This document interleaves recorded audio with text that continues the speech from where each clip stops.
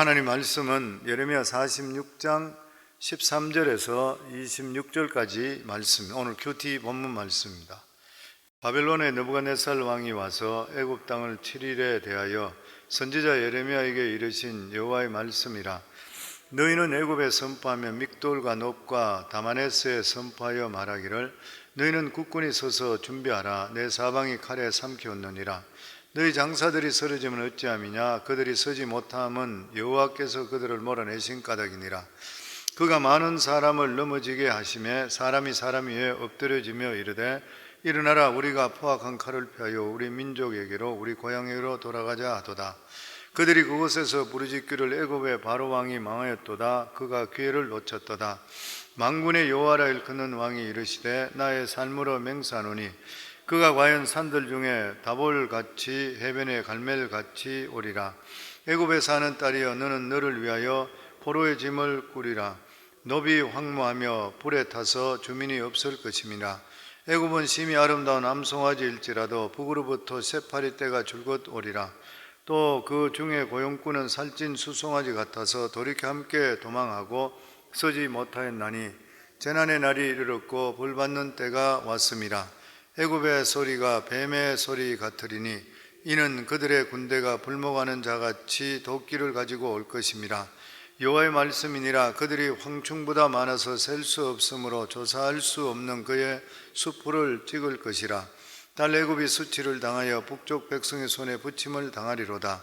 만군의 여호와 이스라엘의 하나님께서 말씀하시니라. 보라, 내가 노예 아문과 바로와 애굽과 애굽 신들과 왕들 곧 바로와 및 그를 의지하는 자들을 멸할 것이라. 내가 그들의 생명을 노리는 자의 손 곧 바벨론의 느부갓네살 왕의 손과 그 종들의 손에 넘기리라. 그럴지라도 그 후에는 그 땅이 이전같이 사람 살 곳이 되리라. 여호와의 말씀이니라. 아멘. 오늘 이 본문의 말씀은 유다 백성들이 그렇게 부러워했던 이 애굽의 운명이 예레미야에 대해서 멸망할 것이라 그렇게 예언하고 있습니다. 지금까지 조국 유다의 불신앙 그리고 우상 숭배 이런 것들에 대해서 유다가 패망할 것이라 이렇게 예언하다가 이제는 하나님의 책망이 주위에 있는 9나라 모두 다가 하나님의 심판이 임할 것이라 그렇게 말씀합니다. 그 중에서 항상 강한 군사력만 믿고 있고 그리고 방탕하고 사치했던 애굽, 우상 숭배 이것들을 통해서 애굽에 항상 악영향을 끼쳤던 애굽에 대해서 하나님께서 그들에게 경고의 말씀, 멸망할 것이라 그렇게 말씀합니다. 애굽은 이 두 번의 결정적인 사건을 통해서 그들이 가지고 있던 영화, 부귀 다 잃어버리고 말았습니다. 결정적인 사건이 주전 605년도에 있었던 갈그미스 전투였습니다. 이 전투는 애굽과 이 바벨론의 완전히 위상을 바꿔놔 버렸습니다. 갈그미스 전투에서 이 바벨론이 이김을 통해서 완전히 그 당시에 전 세계 패권을 가지고 있는 나라가 애굽이라 생각했었고 바벨론은 아직까지 그렇게 알려지지 않았던 부상하고 있던 그러한 나라였었는데 이들이 완전하게 위상이 바뀌는 그러한 일이 생겼습니다. 애굽이 갈그미스 전투에서 완전히 패배함을 통해서 전 세계 패권이 애굽에서 바벨론으로 넘어갔습니다. 그리고 애굽은 이 전쟁을 통해서 다시는 자기 나라 국경을 벗어나지를 못했습니다. 아주 약한 나라로 전락했습니다. 그리고 또 한 번의 사건은 느부갓네살이 직접 군사들을 이끌고 이 애굽의 본토를 침공해서 노아몬이라는 신전 있는 그러한 도시를 함락시켜 버렸습니다. 그러고 나서 이 애굽은 마치 옛날 예루살렘이 멸망과 마찬가지로 애굽인들을 포로로 붙들려 갔습니다. 그러니까 마치 세계 최애 강국이라 큰 소리 쳤던 애굽이 두 번의 강타를 맞으면서 완전히 망해버렸던 것이에요. 그런데 중요한 것은 이 바벨론이 이기게 했던 그런 배후에 누가 있냐면 만군의 주 여호와 하나님께서 손길이 작동했다고 하는 것이에요. 하나님의 어떤 계획 가운데서 이러한 일이 이루어졌다고 하는 것입니다. 그렇기 때문에 우리 살아가는 모든 인생에도 마찬가지입니다. 하나님의 손길과 보호하심이 반드시 필요한 것이에요. 그래서 시편 127편 1절에도 보면 여호와께서 집을 세우지 아니하시면 세우는 자의 수고가 헛되며 여호와께서 성을 지키지 아니하시면 그 파수꾼에 깨어 있음이 헛되도다. 파수꾼에 깨어 있음이 경성함이 헛된 것이라. 이 말씀에 보면 하나님께서 함께 하시지 않는다면 아무리 집을 세워도 소용이 없는 것이라. 아무리 열심히 해도 한순간에 불면 날아가 버리는 것이 바로 우리 인생인 것이에요. 그래서 여기 보면 여호와께서 집을 세우시지 아니하시면, 여호와께서 집을 세우신다. 여호와께서 어떻게 집을 세웠습니까? 하나님의 말씀으로 교인들을 세우시는 것이에요. 그래서 처음에는 보면 말씀이 들어간데도 불구하고 사람이 전혀 변하지 않는 것 같습니다. 열매도 안 나타나는 것 같아요. 근데 하나님 말씀이 계속적으로 들어가다 보면은 마치 가랑비에 이 옷 젖는 줄 모른다 하듯이 어느 순간에 보면 확실한 하나님의 나라가 되고 확실한 성전이 되고 성령의 능력이 그 사람에게 나타나게 되어 있는 것입니다. 그러면 과연 하나님께서 어떤 성을 지켜주시는 것인가요? 가장 중요한 것은 성전의 기능이 살아있는 그러한 성인 것입니다. 다시 말하면 바른 말씀의 선포가 있고 그리고 회개의 눈물이 있는 그러한 성, 그러면 하나님께서 눈동자 같기 때문에 눈동자같이 지켜주시게 되어 있는 것이고 아무도 그 성을 결코 정복할 수가 없는 것입니다. 그래서 우리가 잘 알고 있듯이 히스기야 왕이나 여호사밧 왕이 있을 때 이 예레미야 성은 그들이 하나님께 온전하게 예배드리고 정말 회개가 있었고 눈물이 있었습니다. 그랬을 때 아수르 군사들이 18만 5천 명이 쳐들어왔지만 하나님의 천사를 통해서 하룻밤새 떼죽음을 당했던 것이요. 그런데 하나님을 의지하지 않았던 성, 하나님께서 지켜줄 가치가 없는 것, 그런 연유로 사마리아 성이 포위됐는데 하나님이 지켜주시지 않았습니다. 그들도 역시 마찬가지로 하나님 믿는다고 했지만 결과적으로 우상 숭배했고 하나님에서 떠났습니다. 결과적으로 아수르를 통해서 완전히 북이스라엘은 망해버리고 말았는 것이에요. 그렇기 때문에 어떤 성이 멸망하지 않으려고 하면은 어떤 군사적인 준비만 해서 되는 것이 결코 아니라는 것이에요. 하나님께서 보실 때 지켜주셔야 될 신앙적인 가치가 있어야 되는 것입니다. 그렇기 때문에 항상 영혼이 먼저인 것이에요.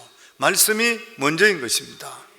그래서 우리가 믿음으로 살려고 하는 것이 바로 보호받는 길인 것이고 우리의 약점을 커버할 수 있는 그러한 길인 것이에요. 하나님께 지켜주셔야 돼요. 우리 삶 속에서도 어려운 일들은 이런 일들은 하나님 지켜주시지 않으면 언제 어떻게 될지 모릅니다. 한순간에 나가 떨어지는 것이죠.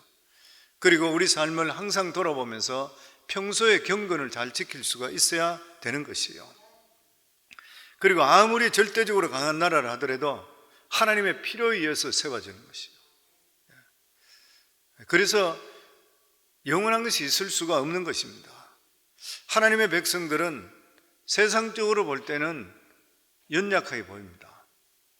예수만 믿고 교회만 가고 예배 중심적으로 살고 세상적으로 경쟁에서 저는 것 같이 이길 수 없는 것 같이 이렇게 보이는 것이에요.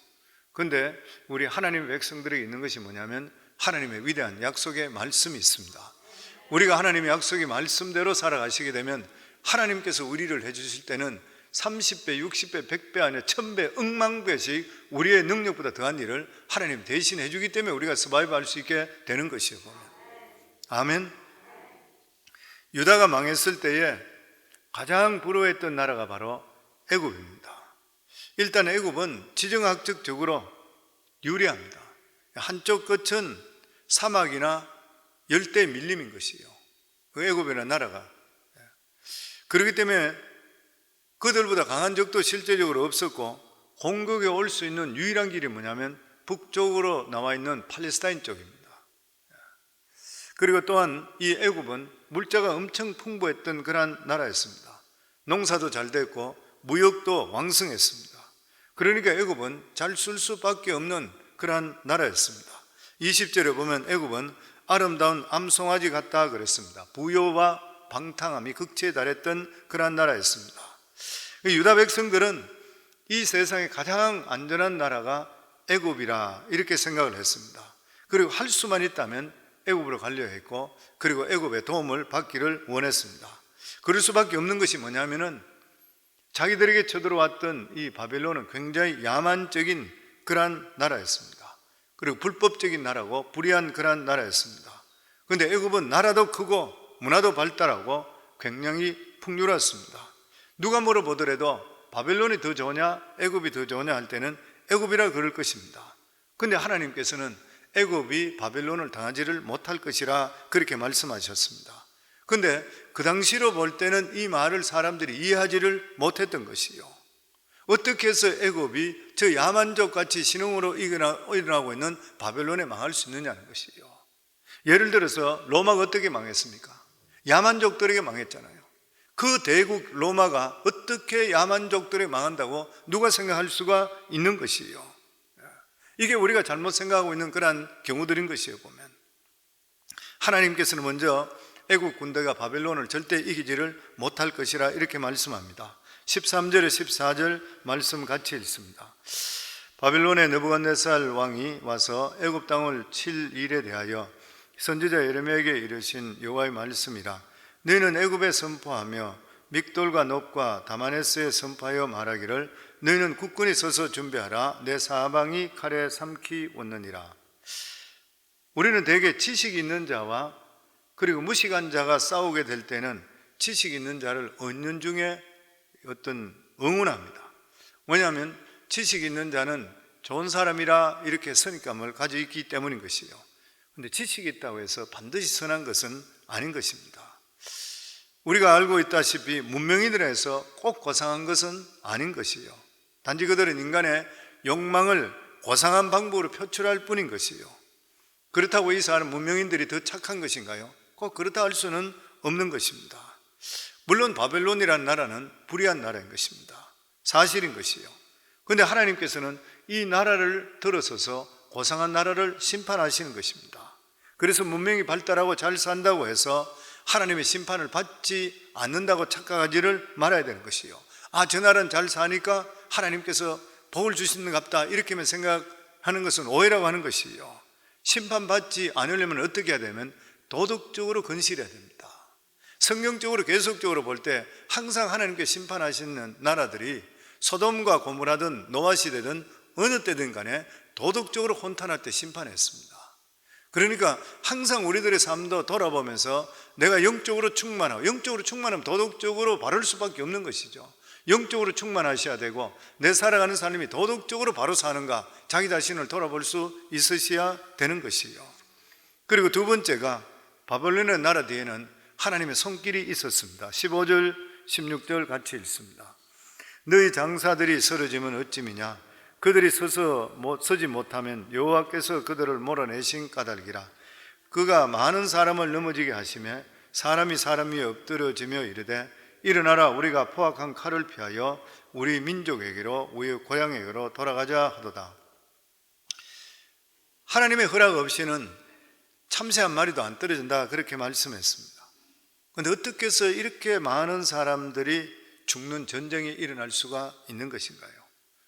성경에서는 하나님께서 하셨다 그랬습니다. 그러나 진정으로 이 하나님께서 일부러 전쟁을 일으킨 것은 결코 아닌 것이에요. 오히려 하나님께서는 어느 나라든지 간에 전쟁이 일어나지 않도록 억제해 주십니다. 그런데 인간의 죄와 교만이 한도를 지나치게 될 때는 하나님께서 손을 놓아버립니다. 그러면 악한 것들이 들어오게 되어 있는 것이에요. 애굽은 자기들이 지금까지 받았던 그러한 복이 하나님께서 주셨다는 걸 생각하지 않고 애굽이라 이야기하면 우상숭배 나라, 더 방탕하고 더 우상숭배했던 것이죠.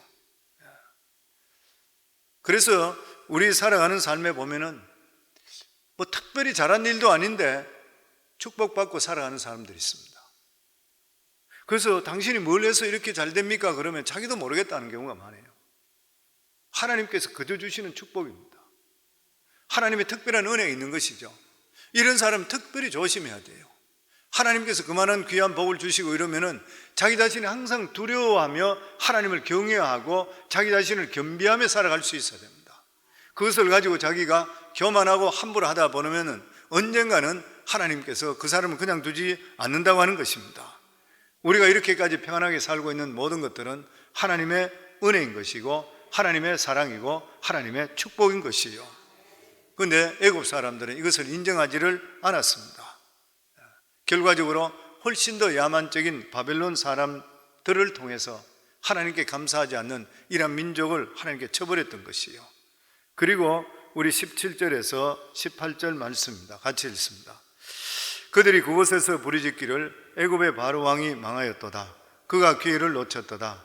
만군의 여호와라 일컫는 왕이 이르시되 나의 삶으로 맹세하노니 그가 과연 산들 중에 다볼같이 해변의 갈멜같이 오리라. 여기 보면 그들이 그곳에서 부르짖기를 애굽의 바로 왕이 망하였도다. 그가 기회를 놓쳤도다.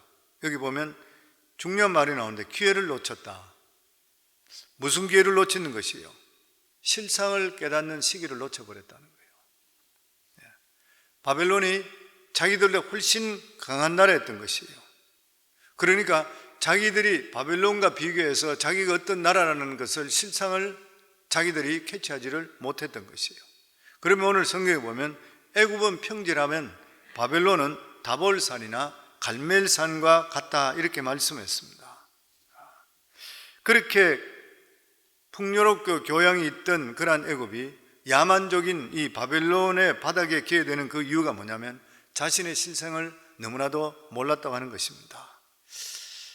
다시 말하면은 이 애굽, 하나님께서 애굽을 볼 때 기본이 안 돼 있는 것이요. 자기 자신을 모르는 것이요. 그렇기 때문에 바닥을 기고 티끌을 먹는 것이요. 그래서 22절에 그 예가 나옵니다. 애굽의 소리가 뱀의 소리 같으니 이는 그들의 군대가 벌목하는 자같이 도끼를 가지고 올 것입니다. 애굽은 숲속의 뱀인데 바벨론 군대는 벌목군이라. 숲을 베어버리게 되면 뱀이 도망갈 데가 없다. 자기 자신들을 모르고 있었다. 창세기에 보면 뱀이 아주 교양 있고 수준 높은 동물로 나옵니다.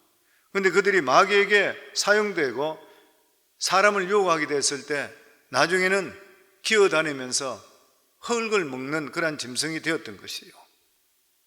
우리도 이 세상에 살아갈 때 내가 가진 것, 내가 가지고 있는 지식, 모든 이런 것들이 다 하나님께서 빌려주신 것이요. 이것을 자기 자신이 교만하게 사용하고 자기 것이라 생각하게 되면 하나님께서는 뱀과 같이 땅바닥을 기게 만든다는 경고의 말씀인 것입니다. 오늘 말씀을 통해서 하나님께서 우리에게 몇 가지 교훈해 주시는 그런 말씀인데 자신의 영적인 실상을 항상 살펴봐요. 내 실상이 어떤 것인지. 사탄은 성령 충만한 자는 절대로 건드릴 수가 없는 것입니다. 교회도 성전의 기능이 살아있는 그러한 교회는 악한 것들이 틈탈 수가 없는 것이에요. 요즘도 제가 매일 우리 장경동 목사님하고 5분 그 성경 읽기로 교제를 하고 있습니다. 이분은 가끔 이제 자기 설교를 저한테 보내주세요. 항상 들어도 좋지만 설교를 이제 어떤 미닝이 있고 이럴 때는 보내주면서 목사님 내 설교가 어떻습니까? 이게 미국에도 통하겠습니까? 뭐 이런 식으로 해가 저한테 보내주셔요. 제가 이제 설교를 듣는데 이번에 왔는 설교를 제가 이래 들어보니까 그런 말씀을 하시더라고요. 자기가 청년 때, 고등학교 때부터 교회에서 청소하고 화장실 청소하기 이랬대요. 제일 힘든 일이라고 생각되는 이러한 일을 수년 동안 그냥 계속 했답니다. 그런데 그렇게 많은 사람들 중에 주의 종으로 부름받고 가장 많이 복을 받은 사람이 자기라 그래요. 교회에서도 숨어서 헌신하는 사람, 힘든 일 하는 사람, 하나님께서 반드시 기억하고 계셔요. 그리고 나서 또 이분 이야기가 자기 교회가 청년들 수양회 갔을 때에 그 중에서 한 사람이